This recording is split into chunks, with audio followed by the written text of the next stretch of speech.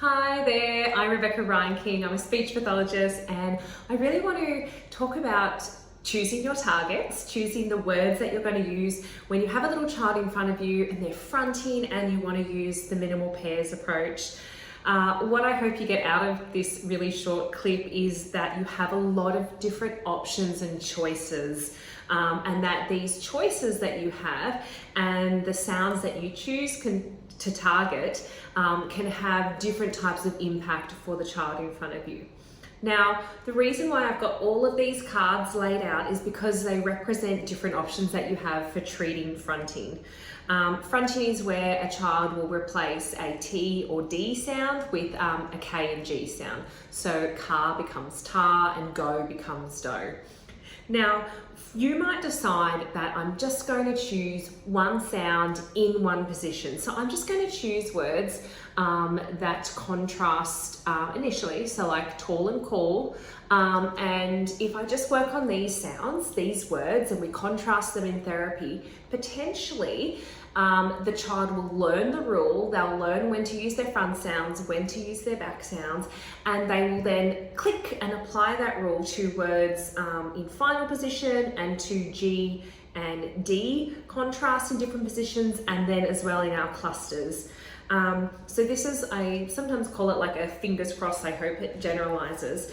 But if you don't feel confident, or if you think that your child is struggling and you just want to cover more bases, what I usually do is I might pick targets from each of these or from a couple of these different sets. So for example, I might pick maybe 3 cards that contrast the T and the K sound in initial position, but I might also do the same for D versus G contrasts as well. So I've got a couple of these, and then I'm hoping, and I'll be probing, that just by targeting these in initial position that it could generalize and impact final word position as well. So it means that I don't have to target these, I don't have to add these in my treatment set, because the child is learning the rule and they're applying it.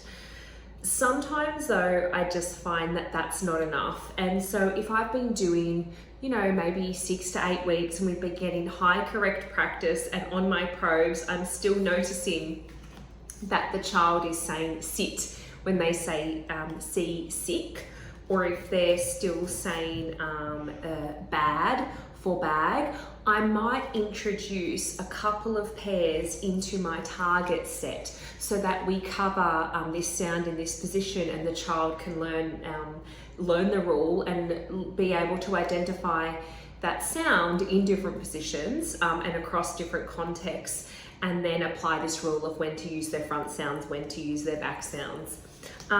I've also got here, because I find that this can be something that speech pathologists might not think of initially, it's clusters. So recently I had a little one and they had consolidated that pattern of fronting across K and G, initial and final word positions, but not in clusters. So a word like score was still substituted with store, and a word like stale or scale was still substituted with stale, or scare was still substituted with stare. So it's like the pattern hadn't clicked in this cluster position. So basically, I guess what I want you to know is that sometimes you can just pick one niche little area, and the targets that you choose can infiltrate, and they can make changes throughout all the other sounds and contexts, but sometimes it doesn't. So this is what your treatment set could look like. You might have maybe 2 words in initial position here. You might also have maybe 2 words in final position. Pop them over here. So at the moment we've got 4 pairs, 8 cards. You might do maybe just 1 with D and G in final position. I'll pop it up here. And let's say we're going to choose 2 for D and G in initial position. Okay, I'm going to move all the other cards away.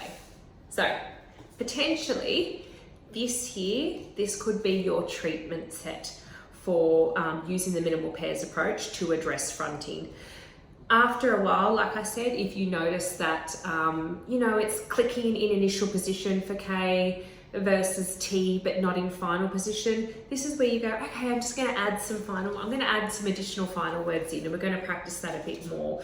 Or do you know what? I think we need to really have some clusters in our treatment set. But basically, you can combine, like I said, different sounds, different positions, depending on what your child needs and what they can, handle in their sessions. This might be too much for a child right at the beginning of therapy, but your treatment set might change into this and evolve into this based on your data and based on their progress in therapy. So I hope that that's helped kind of just give you a little bit of a framework and some options and flexibility. I hope you continue to subscribe and follow on and watch my videos for more content for treating and working with children with speech sound disorders.